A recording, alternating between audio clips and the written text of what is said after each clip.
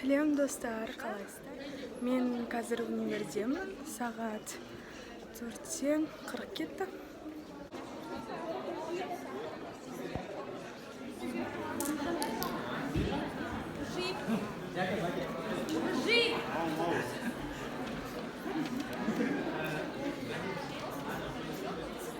В общем, бізде қазір бір конференция залда отырмыз. Қазір бір сұхбат болады деді деканатпен. Сонымен сұхбат жүргізеді. Одан кейін концерт болады, походу, точно білмеймін, бірақ бүгін студенттер күні. Сіздердің барлықтарыңызды студенттер күнімен құттықтаймын, егер студенттер болса. Осылай. Это у нас есть служба в офисе регистратора, который вас за весь период обучения сопровождает ваши учебные достижения. То есть, В общем, конференция залдан шықтым. Енді универдің үшінші этажда тұрмын. Вот бізде бүгін студенттер күніне концерт ұйымдастырып жатыр. Вот, осылай. Және де мен жанында группаласым Аружан. Вот.